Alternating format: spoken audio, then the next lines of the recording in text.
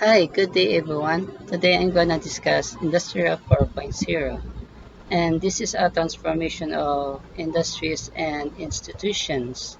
My name is Dain Gutierrez, and I'm a student of Pamantasan of Muntinlupa and working at the Shiba Philippines Enterprise for the last 5 years. Now we got more than a minute to discuss and take a look at the new trends, industrial revolutions that currently we experience and happens in our surroundings. This is also the changing way of delivering of our learnings and outcomes to our students' needs as well. So with that, let's get started.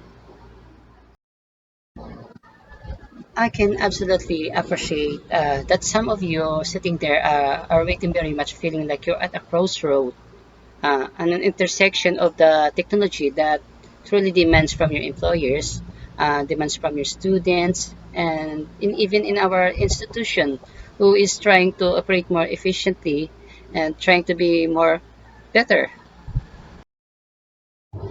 There is nothing permanent except change. So I'm sure right now some of you feel like there's a constant change, and I think this is something that we're starting to live with, right? Because the change that we experience right now is going to continue and probably going to accelerate. But let's look at those changes that are happening around us. The big one is industry. Industry has changed. What do you mean by that? Let's check out those industries change. The first industrial revolution is the steam engine, water power, and mechanical production equipment. These are the most important inventions in modern history. Steam engines helped to launch the Industrial Revolution, worked to propel trains across continents and powered steam. The second Industrial Revolution was a period when advances in steel production, electricity, and petroleum caused a series of innovations that changed society. With the production of cost-effective steel, railroads were expanded and more industrial machines were built. This is also the time of division of labor, assembly line, and mass production.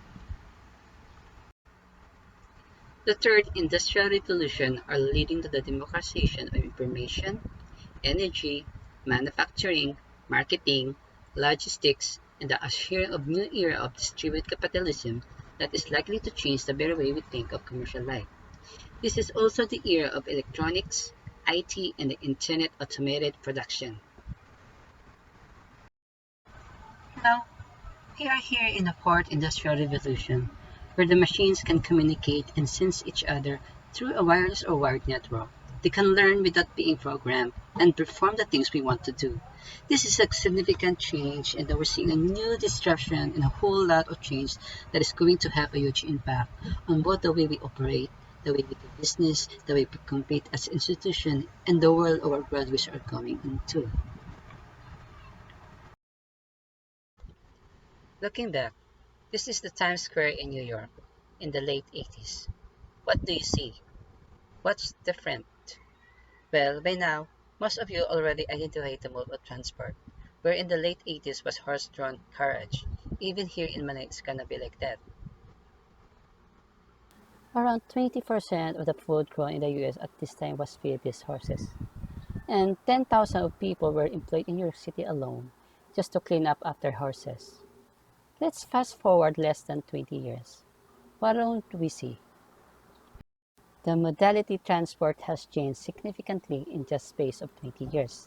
That's 20% of the food grown in the US now, no longer required for horses, that tens of thousands of jobs that potentially no longer exist. It might also happen here in our country, I guess, but I don't this for the history lesson of course. I just like to put into context that effect that we have been through changes like this before due to technology. The technology was just a little bit different back then. Today, we are part of the fourth industrial revolution. These are really the coming together of all the transformation in the three areas. The first thing is the physical world. You talk about the autonomous vehicle, new material, robotics, and 3D printing. These are not new concepts. However, We're seeing them actually come to life as we speak. The second area is around the biological world, precision medicine through having genome diagnosis, engineering, and medical technologies. We're seeing a vast acceleration of change in this space. We could use some of these technologies in the way we teach. Lastly, the digital element of this revolution. Think like IoT, blockchain, big data, augmented reality, things that we could be using in the classroom that change the way our students experience the world. We are also changing the world that they will experience once they graduate. At the same time, and fueling a lot of this, the changes we're seeing in technology. Again, I'd like to have a look at some of those changes to put into context just how real some of this transformation is becoming. There are three big elements driving this transformation: data, big data, lots of data. What is data? How it is used? Well, data provides a way to handle huge volumes of data and generate insights. It is used to describe the huge volume of data and information. This is something that we haven't initially had in the past to drive realization of other things like machine learning, which will unlock artificial intelligence. You may also have heard the term that data is the new oil. Like oil, it is of no value to anybody until you can refine it, and that's where the processing comes in. We put here as cloud processing. Put access to computer to do something with the huge data sets. Anyway, what is cloud processing or cloud computing?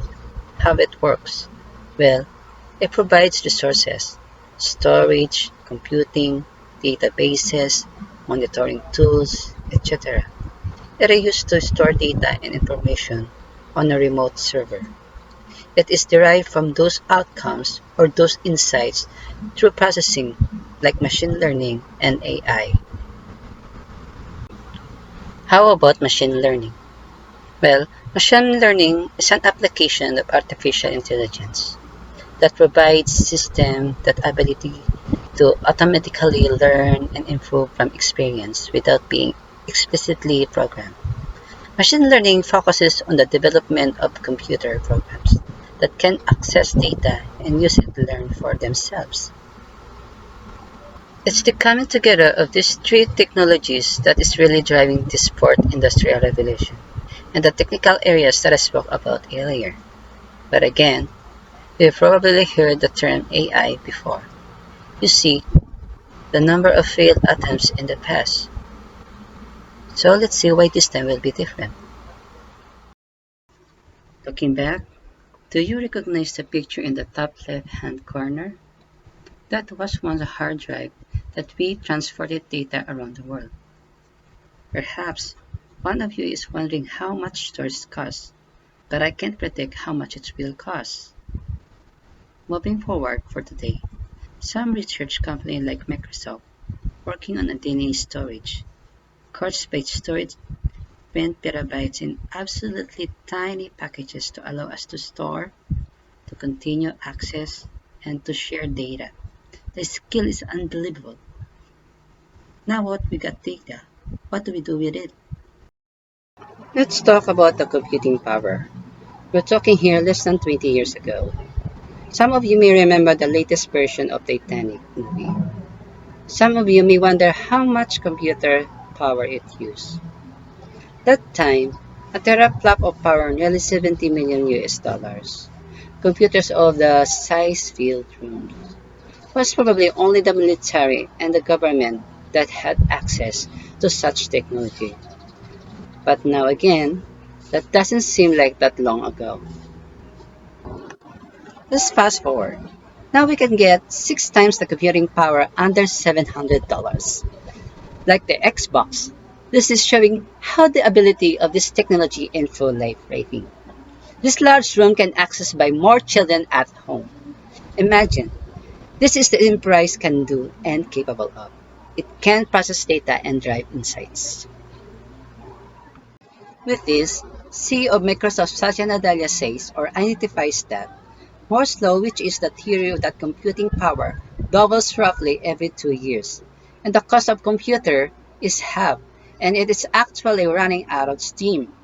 It's looking for new advancement to unlock the computer power need to drive for the fourth industrial revolution. One of the key examples of this is quantum computing. And quantum is something that Microsoft working actively upon along with a number of other technology vendors. This is that fundamentally changed the way that the world is able to work with data and work with technology. Let me run a video for you to show you very briefly the impact of this.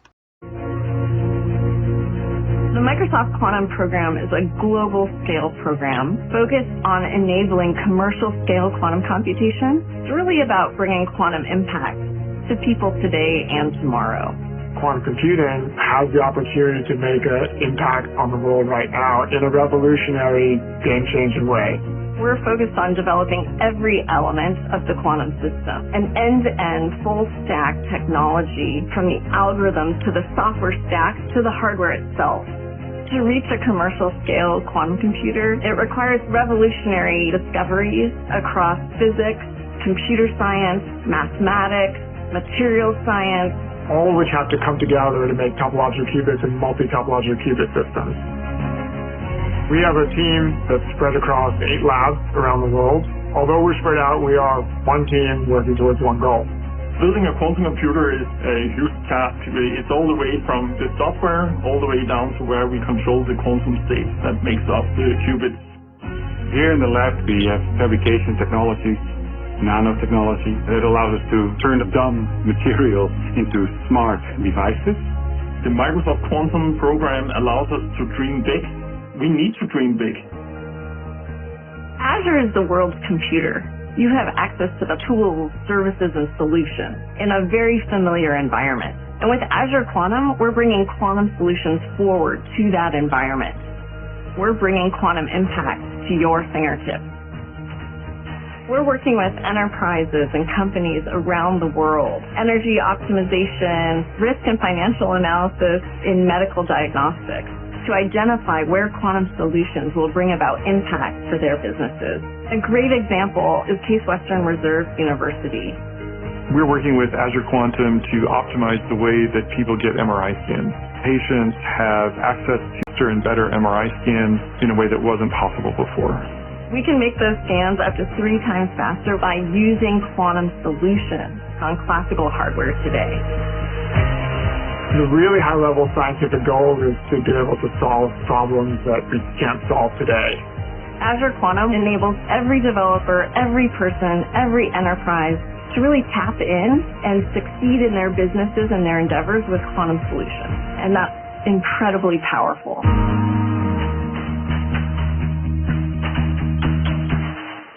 So one of the key statistics me in that video was the computing power we will have. It would like from crawling to space travel. Think of that, we will be able to do with that. So now with some of this computing power and the power available as today, we're seeing significant investment in areas like AI. Now let's take a look at the change in learning. The changes that has happened are potentially coming in our way, and we need to address them. I'd like to start with a view we have an enterprise organization and the change we are seeing. The organizational of the left are very traditional hierarchical. Decision made at the top executed through line managers, down from the top floor to workers.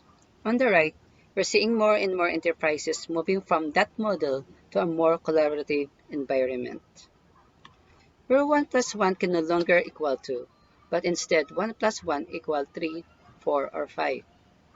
Even more efficient, it can work together. It can bring diverse views of individuals to drive better products, better outcomes, better ideas, and create agility. At the same time, we're seeing the need of this change to happen within institution as well. The traditional view on the left of education of a sage on the stage. The educator being a disseminator of all knowledge needs, and now everything in passing the knowledge on to students. We're seeing a distinct shift develop to that view on the right, where an educator is going to be the facilitator of learning. Educator helps bring ideas together, unlock the capability within every one of their students. That's the fundamental change in the role of an educator. It takes fundamental change of the approach of an institution to deliver against that there is a huge opportunities for technology to help support that. As we change our learning environment, we're going to start to create students, develop students that are more ready for the workforce today as well. We want our students to be ready under Education 4.0. What is Education 4.0? Education 4.0 was developed as response to Industrial 4.0 because they saw that marked increase in the use of internet-based technology and communication tools across industries. This method is far from what we used to. It is away from the traditional teaching, which we use textbook, pens, and paper only. Instead, with Education 4.0, you can have remote students that sign into your classroom using the internet through modes like massive online open courses or video chat. Education 4.0 essentially uses technology-based tools and resources to drive education in non-traditional ways. As I mentioned before, that Education 4.0 is developed as response to Industry 4.0 in order to create trained, qualified professionals who are ready for highly organized and globalized and digital-driven world of work. Let's look back on the previous education model. The first one is the Education 1.0. It's like the first generation of the web, a large one-way process. Students go to school to get education from teachers who supply them with information in the form of stand-up routine that may include the use of class notes, handouts, and textbooks. The second one is the Education 2.0. It's similar to Web 2.0 that includes more interaction between the teacher and student to student, and student to content expert. Some school administrators and educators seem to have taken some steps and moved into more connected, creative Education 2.0 through using cooperative learning, global learning projects like Skype in the classroom and shared wikis, blogs, and other social networking in the classroom. Education 3.0 is an umbrella term used by educational theorists to describe a variety of ways to integrate technology into learning. Education 3.0 entails a confluence of neuroscience, cognitive psychology, and education technology. Using web-based digital and mobile technology, including apps, hardware and software, and anything else within in front of it. Instead of viewing digital technology as competitor to current teaching models, Education 3.0 means actively embracing new technology to see how they can help students learn efficiently. Why do we need AI in Education 4.0? And what is the impact? We need AI in Education 4.0 to ensure the teaching experience is similar to the working experience by creating a similar environment for both sides through the use of technology and digitized tools. It is more realistic, practical, and gives great result on the students' learning outcomes. It is also simplifying administrative tasks, less time on making grading exam, assessing homework, and can providing valuable response to students. AI is allowing for automation of classification and processing of paperwork. Smart content includes virtual content like video conferencing and virtual lectures. AI systems use traditional syllabuses to create customized textbooks for certain subjects. Textbook turned digitized and new learning interface. It is also create electronic curriculum and educative information across a myriad of devices. Personalized learning is increased and leads to better learning outcomes. Using smart management system, learning management software, and communication tools, etc. to help teaching and learning. Personalized learning lead to a faster understanding, more learning diverse materials that interest the students, more specialization and gives better recall. Global learning Education has no limits, and AI helps eliminate those boundaries. It brings drastic transition by facilitating the learning of any course from anywhere across the globe at any time. AI-powered education equips students with fundamental IT skills with more inventions. There will be a wider range of courses available online, and with the help of AI, students will be learning from wherever they are. New efficiencies. It becomes more efficient in our daily life. One of these, it can determine the appropriate method of preventing getting lost in the traveling road. It can be used in modeling complex data to enable the operation of that department to create a data-driven forecast that turns out and allows proper planning for the future, and at the same time it's getting cheaper. Those are the impact of AI in our education industry. Teacher and educator benefits the power of AI. AI don't replace them but turn them to better provider of knowledge because they were able to see and to know the basic condition for assessing the level of their learners. They become also flexible on their table. They can assist their learner directly and fast and efficient. They have a privilege to a personal training in the use of digital tools that turns them into mentors. As you can see, admin and management are also benefits the power of AI. They have now detailed reports without errors. Like teachers, they become flexible on their table. They can create group training and also reducing the number of learners they like. With AI, they become more efficient and reduce the labor and financial burden. That turns them into more productive. Students are the ultimate stakeholder that benefits AI. AI turned the student to become flexible in learning. They were able to learn anywhere and anytime. They have a control and complete autonomy on their learning interests and outcomes. They can follow up the source information and do the assessment as well. That leads them to manage themselves and become more independent at work. Now, I put this diagram up here. It was always technology disruptors. They were transforming industries through digital technology. Now these are education providers, potentially our competitors that could be taking our students because they are delivering learning in modality students want today. AI in education have a huge contribution in our learning industry today, and we can't deny it. We have to act now and be part of it so that we won't left behind.